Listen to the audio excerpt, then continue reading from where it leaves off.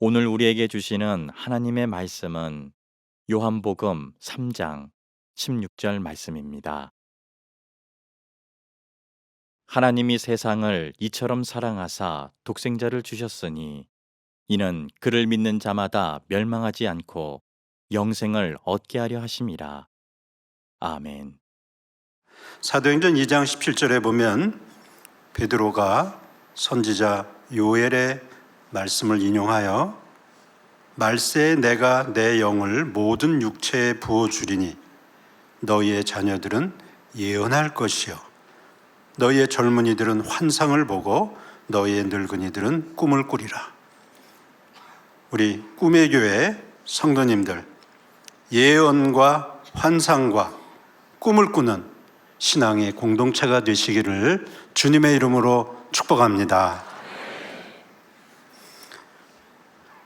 감리교 신학대학교는 1887년에 세워져 현재 137년의 역사와 전통을 이어가고 있습니다. 대한민국 최초의 신학교로서 처음에 8명의 신학생을 교육하는 교육기관이었습니다. 그러나 일제 36년 또 6.25와 같은 민족이 처한 절체절명의 위기 속에서 특별히 일제 36년 그 기간에는 민족 대표 33인 중 7명을 배출한 민족의 학교였습니다. 시대마다 교회와 사회가 필요로 하는 일꾼들을 양성함으로써 선도적인 교육기관의 모형 역할을 해왔습니다. 현재 학부하고 대학원 한 1200여 명 되는 학생들이 미래의 예언자와 선지자가 되기 위해서 열심히 기도하고 학문에 최선을 다하고 있습니다. 신학교육의 유일한 목적은 영혼을 구원하는 것입니다. 비록 한국 사회의 학령 인구가 감소하고 있는 것은 사실이지만 세계 인구가 주는 것은 아닙니다. 그러므로 저희 감리교 신학대학교가 감리교를 넘어서 민족과 세계를 위해서 죽어가는 수많은 영혼들을 구원해내는 그런 복음의 통로가 되기 위해서 우리 성도님들 특별히 기도를 부탁드립니다. 현재 저희는 2024년을 살고 있습니다. 처음 2000년을 새로운 해를 준비하면서 1980년대, 90년대 그 한 20여 년간 새로운 학문의 분과가 생겼는데 그 인문사회과학의 주제는 미래학이었습니다. 과거를 되돌아보면서 새로운 천년을 더 행복하게 살기 위하여 인류 사회는 무엇을 준비하여야 하는지 이것이 바로 미래학의 과제였습니다. 제가 학교에 있으면서 정치, 경제, 사회, 문화, 과학 각 분야의 논문들을 세세히 검토하면서 얻은 공통 분모가 있었습니다. 미래가 지난 과거보다 더 밝고 행복해지려면 과거의 실수를 반복하지 말아야 한다는 너무나 알아듣기 쉬운 결론이었습니다. 미래는 오래된 과거다라는 표현이 있듯이 우리의 미래는 그냥 다가오는 것이 아니라 우리가 저지른 오래된 과거의 잘못된 실수를 다시 되풀이하지 말아야 미래의 의미가 있다는 결론은 우리 신앙인에게도 역시 마찬가지입니다. 인류가 저지른 아니면 저희가 지금까지 살아오면서 저지른 수많은 실수를 한마디 단어로 요약한다면 그것은 과연 무엇일까요? 죽을 때 후회하는 25가지라는 책은 임종을 앞둔 호스피스 환자 수천여 명들을 인터뷰한 결과로 내놓은 책입니다. 비록 임종을 앞둔 분이지만 따뜻한 대화를 통해서 이 질문자는 이렇게 물어보았습니다. 인생을 정리하시면서 가장 후회하는 일이 무엇입니까? 25가지의 여러 가지 리스트가 있었지만 그 첫 번째는 바로 이것이었습니다. 사랑하는 사람에게 그때 고맙다는 말을 많이 했었어야 되는데 그렇게 하지 못했습니다. 죽음을 앞에 둔 사람들에게 가장 아쉬운 것이 바로 더 표현하고 싶은 사랑이었습니다. 저도 교회를 소속 목사로 섬기다 보니까 종종 각 부서에서 이제 설교를 요청을 받습니다. 대학부나 청년부, 성인들을 위한 설교라면 준비하면서 하면 되는데 가장 어려운 것이 유치원 설교입니다. 제가 아무리 많이 배웠어도 유치원 어린이들에게 무슨 신학을 가르칠 수 있겠습니까? 그래서 주머니에다가 초콜릿을 잔뜩 집어넣고 아이들이 가장 잘 이해하기 쉽게 천국에 대해서 설명을 했습니다. 초콜릿 맛과 같기도 하고 엄마의 사랑 같기도 하고, 그리고 성경 말씀과 그다음에 설교를 마친 다음에 아이들에게는 교육을 위해서 또 종종 물어도 봐야 되죠. 우리 사랑하는 어린이 여러분, 자, 하나님의 나라가 이렇게 아름답고 천국이 너무 좋아요. 가고 싶은 어린이, 자, 손들어 보겠어요? 그렇게 또 확인을 해줘야 되잖아요. 그런데 갑자기 한 학생이 얼굴이 잔뜩 화가 나가지고 팔짱을 딱 끼고 45도 각도로 저를 안 쳐다보는 거예요. 초콜릿까지 주면서 설교를 했는데 큰일 났어요. 내가 이 설교하다가 한 어린이의 마음을 실족을 시킨 게 아닌가. 아직도 그 어린아이 이름이 기억나는데 영광이라는 어린이였어요. 그래서 제가 영광이 어린이 천국 가기 싫어요?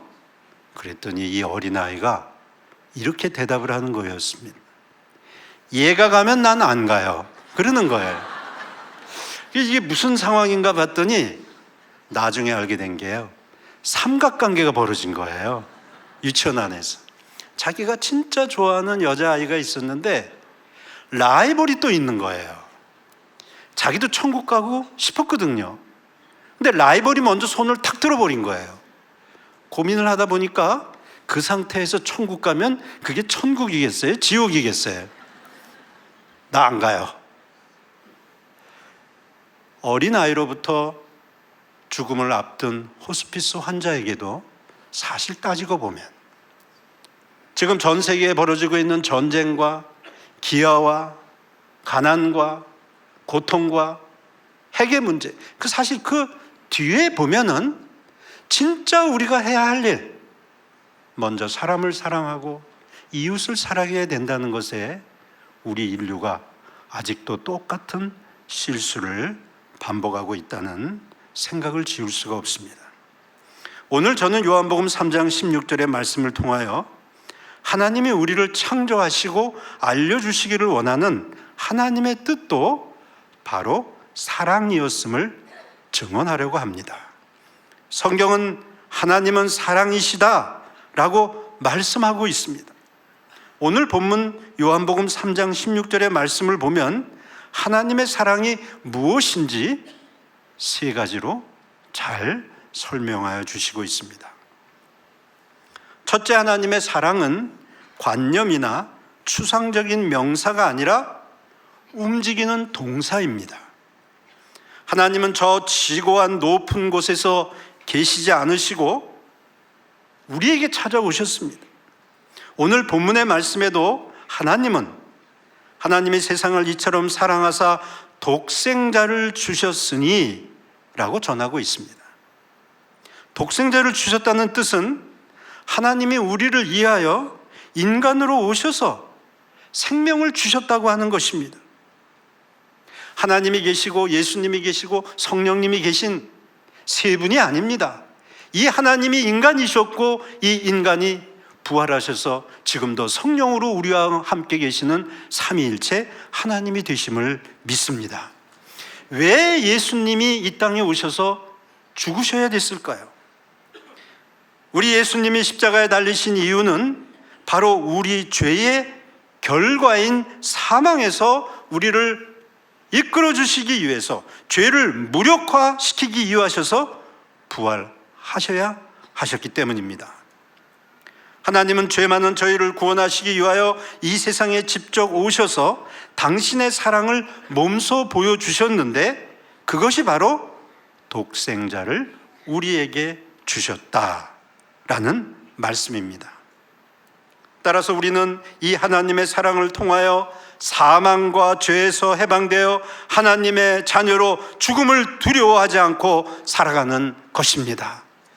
그 하나님이 우리를 위해서 생명까지 내어주셨는데 어떤 마귀 권세라 할지라도 이 세상의 어떤 두려움과 공포와 좌절과 죽음의 위협이라 할지라도 하나님의 사랑에서 우리를 끊을 자가 없는 줄 믿습니다. 이 믿음으로 명절 또 사순절을 시작하시면서 이 믿음으로 끝내 승리하시는 성도님들이 되시기를 축원합니다. 제가 감리교신학대학교 부족한 교수로 재직하면서 학생들에게 이런저런 사랑의 표현을 하는 거죠. 특별히 남학생 제자들이 군대에 가면 제가 틈틈이 군부대를 방문하고 위로하는 일을 해왔습니다. 선생으로서의 조그만 사랑이라도 이렇게 하는 것이 표현하는 것이라고 생각했었기 때문입니다. 한 번은 그 여러 학생 중에 첫 번째 휴가를 나온 제자가 찾아왔습니다. 저희 감리교신학대학교는 조금 이렇게 올라오는 경사가 있거든요. 저 밑에서 올라오는데 한눈에 딱 봐도 고생 이렇게 써 있어요. 얼굴이 그냥 새까맣게 타고 그 사이 몇 달 됐다고 몸이 더 마른 거예요. 저는 학생들이 찾아올 때마다 첫 번째 하는 질문이 이겁니다. 그래, 예배는 잘 드리니? 국방의 의무를 하는데 주일이라도 또 예배를 못 드릴 때가 많이 있죠. 그랬더니 이 제자가 하는 말이 몇 주째 작전이 있어서 못 드렸습니다. 제가 마음이 너무 아프니까 앞으로 미래의 목회자가 돼야 되는데 주일 예배도 못 드리니 안타까운 마음으로 그래 어디니? 내가 위문 갈게. 그랬더니 이 학생이 얼굴을 쳐다보면서 진짜 오시겠습니까? 그러는 거예요. 내가 전국에 안 간 데가 없어. 그러면 오실 줄 믿습니다. 그러는 거예요. 아니 가면 되지 뭘 그걸 믿기까지 하니? 그랬더니 저한테 이러는 거예요. 저 백령도에 있습니다. 그러는 거예요. 하고 한 곳에 하필이면 백령도일까? 그래서 제가 어떻게 백령도 가면 되니? 그랬더니 백령도는 너무나 그 서해안이 바다가 너무나 폭풍이 많고 그래가지고 새벽 6시에만 되면 알 수 있어요. 그래가지고 제가 가기 싫다는 학생들을 어떻게 모아가지고 백령도 사절단을 꾸려서 백령도를 갈 준비를 했습니다. 5명이 한 팀이 돼가지고 이제 기도하면서 준비하는데요. 백령도 떠나기로 한 날 보름 전서부터 배가 못 뜨는 거예요. 13일, 12일, 12일 내일 떠나는 날인데 오늘도 배가 안 뜨는 거예요. 저녁에 기도하는데 막 기도가 왔다 갔다 해요.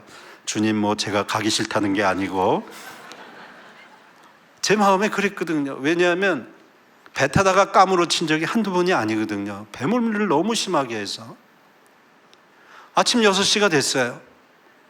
아주 두근두근 거리는 마음으로 중대장님에게 전화를 했습니다. 중대장님 가고 싶어 하면은 오늘 배가 뜹니까? 이렇게 물어봐야 됐는데 저도 모르게 중대장님 오늘도 배가 안 뜨죠? 이러는 거예요. 제가 질문하고도 깜짝 놀랐어요. 그 전화기에서 들려온 중대장님의 목소리가 너무 무서운 목소리였어요. 교수님 오늘 드디어 배가 뜹니다. 사망이 눈앞에 있는 거예요. 서해안에서요 인천에서 4시간 이상 배를 타고 가야 하는데 어떻게 가는가? 배를 타기 전에 띵동 하더니 중대장님 카톡 메시지가 떴는데 아직도 기억합니다. 메시지 제목이 파도 타기 호흡법. 아니 내가 내 숨을 쉬면서 가면 되는데 왜 호흡법이 필요할까? 배가 파도를 쿵 치고 올라갈 때 숨을 확 들이마시고 배가 떨어질 때 호흡을 내뱉으라는 거예요. 이게 완전히 임산부 호흡이지 뭐예요? 근데 이 호흡을 할 수가 없어요. 배가 앞으로 가는 게 아니라 막 옆으로 흔들리고 막 올라갔다 내려왔다, 기절했다가 깼다, 기절했다 깼다를 수없이 반복하면서 내가 하필이면 이 어려운 길을 택했을까? 내가 난 자식도 아닌데 막 이러면서 후회도 되지만 어떻게 해요? 죽고 싶어도 못 죽는 이 어려운 길을 가장 주님께 기도하면서 가는데 저도 모르게 이런 질문이 나왔습니다. 주님은 어떤 심정을 가지고 우리에게 오셨나요? 너무 힘들어서 하나님께 질문을 했어요. 도대체 하나님은, 인간을 만드시고 세상을 만드신 이 하나님은 인간이 되시기 위해서 오셨을 때 어떤 마음으로 오셨을까? 그때 제 마음속에 떠오른 말씀이 바로 요한복음 3장 16절의 말씀이었습니다. 내가 너를 너무 사랑하여 너희들의 죄를 대신하여 내가 이 세상에 와서 죽었다. 하나님이 세상을 이처럼 사랑하사 독생자를 주셨으니 이는 저를 믿는 자마다 멸망치 않고 영생을 주시기 위한 하나님의 약속. 하나님의 사랑은 명사가 아니라 동사입니다. 하나밖에 없는 그 유일한 것을 우리를 위해서 내주시는 전능하신 하나님이십니다. 이 하나님의 사랑을 받은 자녀들이 바로 우리입니다. 4시간 가야 되는 거리를 거의 6시간이 걸릴 정도니 얼마나 파도가 심했겠습니까? 그래가지고 이제 백령도 가까이 오니까 이제 흩어졌던 제자 학생들도 옆자리에 오는데 다들 초죽음이 돼가지고 말도 못하고 눈짓만 교환하는 거예요. 옆에 앉아있는 학생이 죽어가는 목소리로 저한테 뭐라고 그러는데 또 기절하는 줄 알았어요. 뭐라 그러냐면 교수님. 그래서 저도 죽어가는 목소리로 그래. 그랬더니 그때 찾아간 학생이 지금은 훌륭한 목사가 되어 있지만 종범이라는 학생이었어요. 교수님, 우리 백령도에 종범이 만나서 평생 노비 삼아요. 그러는 거예요. 아니 무슨 노비를 삼자고 거기 가는 거예요? 백령도에? 그러니까 얼마나 고생을 했는지 뭘 대가를, 인간이니까 생각이 나는 거 아니에요? 그랬더니 또 죽어가던 그 옆에 있는 학생이 그 말에 덧붙여서 이러는 거예요. 교수님, 우리 부활에서도 노비 삼아요. 아니 무슨 천국에 가서도 노비를 삼재요. 얼마나 힘들었는지. 저도 사실 그러고 싶었거든요. 사람이니까. 그런데 놀라운 사실은요, 오늘 성경의 본문의 말씀을 보면 우리 주님이 이 땅에 오셔서 우리에게 요구하신 것은 아무것도 없습니다. 저를 믿는 자마다. 우리의 경험, 지식, 우리가 가지고 있는 것, 그걸로 하나님 앞에 나아갈 수 없습니다. 저를 믿는 자마다 믿음 하나로만 주님께 나아가고 믿음 하나로만 구원의 충분 조건이 되는 줄 믿습니다. 1738년 저희 감리교회 창시자인 웨슬리 목사님이 미국에서 영국으로 돌아오실 때 웨슬리 목사님의 일기에 보면 이런 글이 있습니다. 나는 죽음의 절박한 위험에 처해 있고 나는 불안에 쌓여 있다. 아니 이분이 목사님이시거든요. 옥스퍼드 대학을 나오시고 어려서부터 어머니 아버님을 통하여 얼마나 철저한 신앙교육을 받았는지, 그러면서 이분이 알듯 말듯한 이런 표현을 일기에 쓰십니다. 이 불안의 원인이 불신앙에 있는데 이 불신앙을 가만히 살펴봤더니 내게 있어서 그동안의 믿음은 하나님에 대한 믿음이지 예수 그리스도 안에 있는 또는 그리스도를 통한 믿음을 의미하지 않은 것을 발견하게 되었다. 아니 하나님에 대한 믿음과 예수님에 대한 믿음이 무슨 차이가 있다고 하는 걸까요? 여러분, 우리는 대한민국 국민으로서 애국가를 부를 때마다 이렇게 같이 노래합니다. 하느님이 보호하사 우리나라 만세. 그런 하나님은 누구든지 믿는 하나님이에요.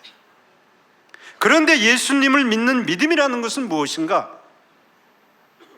웨슬리 목사님이 깨달은 것은 나는 청소년 시절부터 그런 사실을 알지는 못했지만 구원에 대한 나의 희망을 부분적으로는 전체적으로든 나 자신의 행위나 의에 의존했는데 이것을 완전히 버린다. 다른 모든 은혜의 수단, 이를 위한 지속적인 기도, 칭의, 구원케 하는 믿음, 그것은 오직 나를 위해 흘리신 그리스도의 피를 온전히 의지할 뿐 아니라 그리스도를 바로 나의 그리스도로서 나의 유일한 칭의요 성화요 구속으로서 신뢰하겠다. 할렐루야. 사랑하는 꿈의 교회 성도 여러분, 우리가 믿는 게 과연 무엇입니까? 내가 만들어낸 믿음을 혹시 믿는 건 아닌지요? 나의 경험? 아니면 나의 의지? 그러나 주님 앞에 나아가는 것은 오로지 유일한 100% 순수한 예수님 한 분만을 믿는 믿음. 그래서 베드로후서 1장 4절에 보면 웨슬리 목사님은 보배롭고 지극히 큰 약속을 우리에게 주사 신의 성품에 참여하는 자가 되게 하신다. 오로지 예수 그리스도를 믿는 믿음으로만이 신의 성품에 참여하는 구원의 길에 들어선다고 바로 한 그 날이 1738년 5월 24일 올더스 게이트에 체험이 있던 그 새벽에 일어났던 말씀의 변화였습니다. 우리의 구원의 참된 신앙의 충분 조건, 예수님 한 분이 되시는 줄 믿습니다. 다 내려놓으십시오. 저는 어렸을 적에 아주 강원도 철원이라고 하는 굉장히 시골에서 자랐습니다. 38선이 코앞에 있는, 그 당시에는 국민학교라 그랬는데요, 전기불도 안 들어왔습니다. 대낮에 구렁이가 왔다 갔다 하고 막 쥐들이 사는 그런 세상이었습니다. 거의 자연인이나 마찬가지였는데 어느 날 학교에 갔다 왔는데 부모님이 안 계시고 동생들도 없고 삼촌도 없고 아무도 없어요.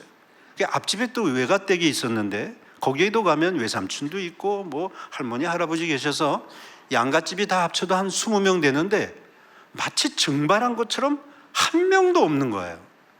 제가 너무 어리니까 2시쯤 점심도 못 먹고 집에 왔는데 아무도 없다는 것 때문에 일종의 무슨 공포증 같은 것이 밀려왔습니다. 너무 어리다 보니까. 그러면서 점심도 못 먹고 배고픈데 땀을 삐질삐질 흘리면서 이게 어떻게 된 일일까? 어떻게 된 일일까? 조금만 철이 들었어도 친구 집에 가서 밥도 얻어먹고 또 그렇게 할 수도 있었는데 그냥 얼어붙어 가지고 꼼짝없이 4시간을 보냈습니다. 보니까 저녁 6시예요. 공포가 밀려오기 시작하는데 이러다가 이 집에서, 초가집에서 혼자 잘 수도 있겠구나. 나중에 알게 된 사실이 옛날 시골에서 결혼식이 있으면 온 친척들이 다 버스 타고 가가지고 하루 이틀 자고 돌아오는데 아침에 어머님이 경동아, 너 학교 끝나자마자 버스 정류장으로 와라. 깜빡 잊고 제가 못 간 거예요. 그럼 부모님은 다 떠나시고 가족들 다 떠나고 그 사이에 있는 줄 아셨겠죠. 저녁 6시가 됐습니다. 이 캄캄한 밤에 혼자 내가 자야 되나? 화장실에 가면 빨간 손, 노란 손 나오고 밤나무 귀신이 설치고 결한 귀신이 있고 온통 귀신의 세계에 살던 어린 시절에 큰일 났습니다. 저녁 6시에 어떡하나 고민하는데 그때 한 음성이 지나가는 듯 했어요. 교회 학교 선생님이 힘들고 어려울 때 예수님께 기도해라. 처음으로 예수님께 인격적으로 기도를 했습니다. 대청마루에 혼이불을 딱 깔아놓고 물론 교회 학교 가서 주기도문도 하고 찬송도 하고 많이 했죠. 그러나 하나님과 1대1로 이제 주님께 기도하기 시작한 거예요. 무릎을 딱 꿇고 저녁 6시입니다. 제가 밤 11시나 돼야 되는 어린이가 점심 굶고 저녁 굶고 저녁 6시에 쾌정시계를 바라보고 무릎을 딱 꿇고 이렇게 기도했습니다. 예수님, 나 지금서부터 잘 테니까 절대 깨우지 마세요. 뭐 그거 기도 외에는 할 게 없었어요. 왜냐하면 자다가 깼다? 이건 사망입니다. 아마 이 자리에도 서 있지 못할 거예요. 그래가지고 혼이불을 딱 이마에다 올리고 그리고 이제 잠을 자기 시작하는데 이불을 올리자마자 앞마당에서 개하고 닭하고 싸우는 거예요. 다듬이 방망이를 들고 쫓아내려고 마당에 딱 내려섰는데 이게 어떻게 된 일일까? 제가 어리지만 이게 마당은 동쪽으로 돼 있고 뒤는 서쪽인데 앞에 태양이 떠 있는 거예요. 시계를 딱 봤어요. 그대로 6시인 거예요. 우리 성도님들은 놀라지도 않으시네. 12시간을 내로 잔 거예요. 저는 물론 그 어린 시절이지만 기도가 이런 거구나. 어떤 상황에서도 오로지 예수님만 믿고 그분만 의지하면, 어린이처럼 기도하면 하나님은 여러분이 어떤 절박한 위험 가운데 있을지라도 반드시 응답해 주실 줄 믿습니다. 그렇습니다. 하나님의 사랑은 오로지 예수 그리스도를 통한 보혈, 십자가의 죽음과 부활을 믿는 그 믿음으로만 우리가 나아갈 수 있습니다. 제가 백령도에 거의 다 왔을 때 이 제자들이 노비 삼아요. 부활에서도 노비 삼아요. 그럴 때 제가 주님께 또 이런 질문을 던져봤습니다. 주님은 우리에게 오실 때 뭘 요구하셨을까? 그 생명을 우리에게 주셨는데 마태복음 20장 28절에 보면 인자가 온 것은 섬김을 받으려 함이 아니라 도리어 섬기려 하고 자기 목숨을 많은 사람의 대속물로 주려 함이니라. 할렐루야. 우리에게 요구하시는 것이 아무것도 없습니다. 믿음이면 됩니다. 그 믿음으로만 우리는 하나님의 사랑에 응답할 수 있습니다.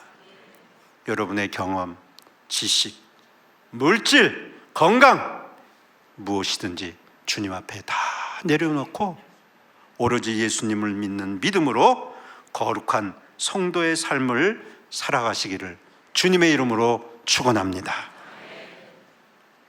이 놀라우신 하나님의 사랑은 우리에게 동사로서 자기 목숨을 주셨을 뿐만이 아니라 아무것도 요구하시지 아니하시고 오로지 믿음으로만 나아오기를 성도님들에게 말씀하셨을 뿐만 아니라 이 하나님의 사랑은 우리에게 놀라운 선물을 준비하고 계셨습니다. 하나님이 우리를 사랑하심은 결국 본문에 그를 믿는 자마다 멸망하지 않고 영생을 얻게 하려 하심이라. 할렐루야.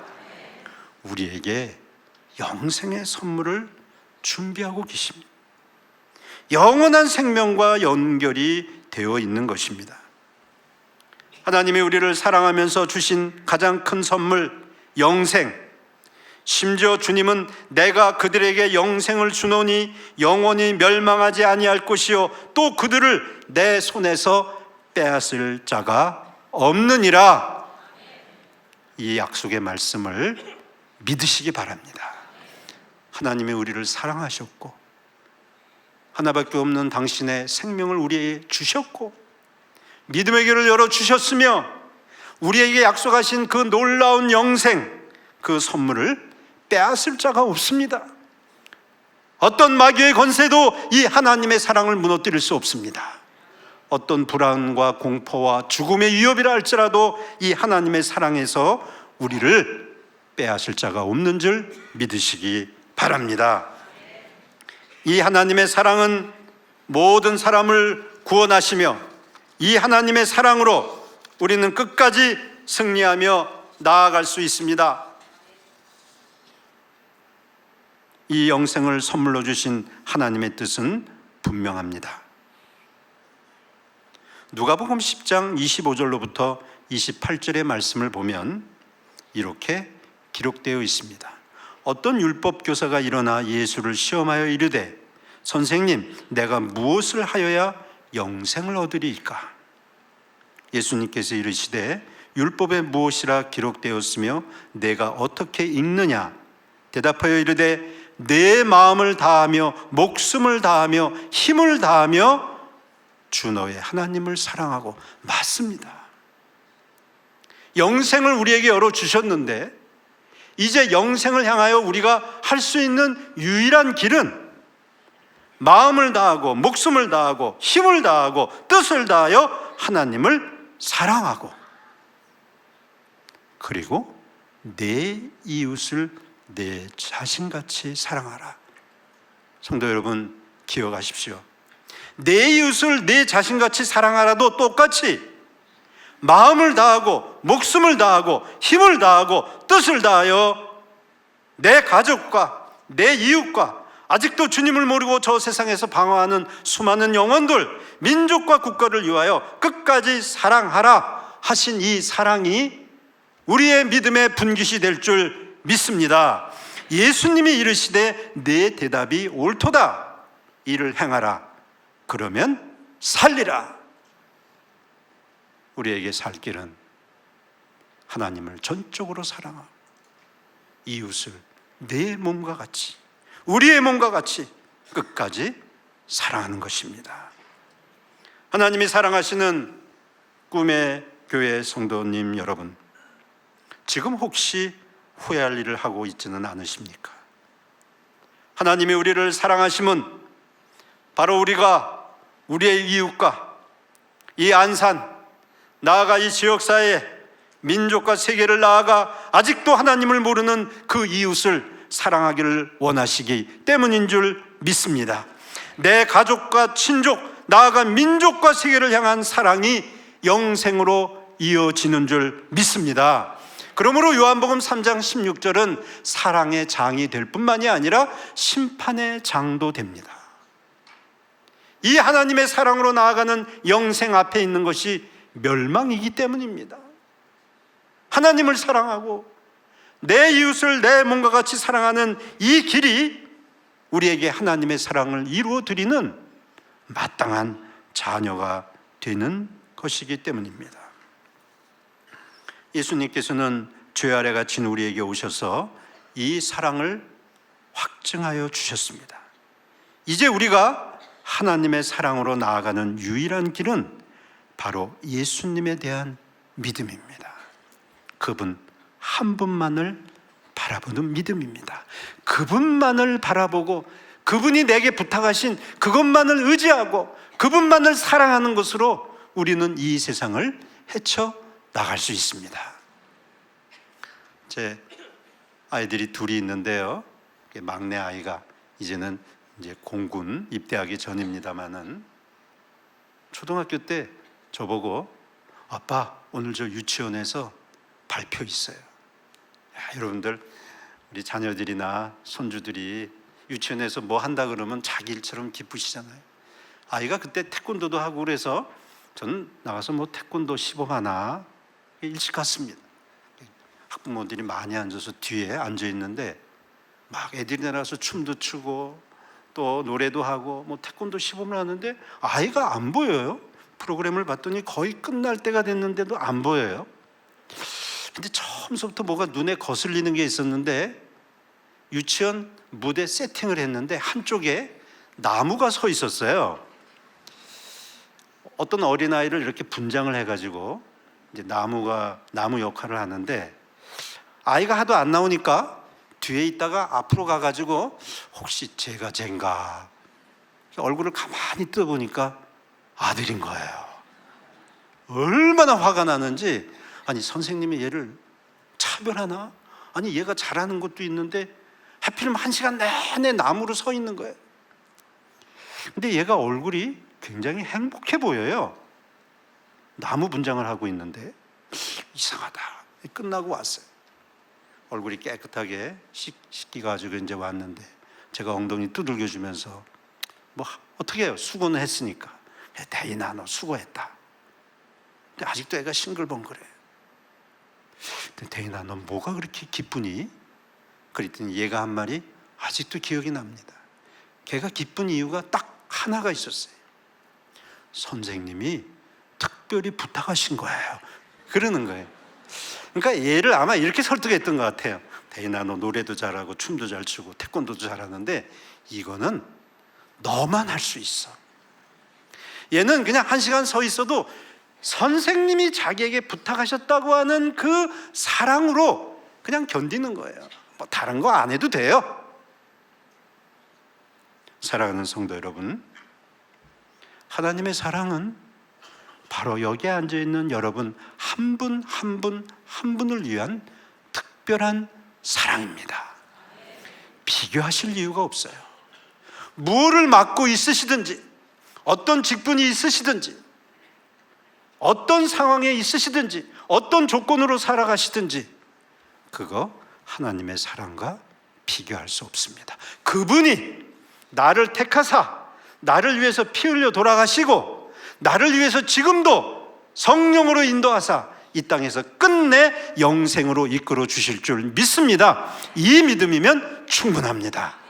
이 사랑이 끝내 우리를 이끄시고 여러분들을 끝까지 포기하지 않는 하나님의 사랑으로 하나님만 사랑하며 기쁨으로 내내 충만한 우리 사랑의 꿈의 교회 성도님들이 되시기를 주님의 이름으로 축복합니다.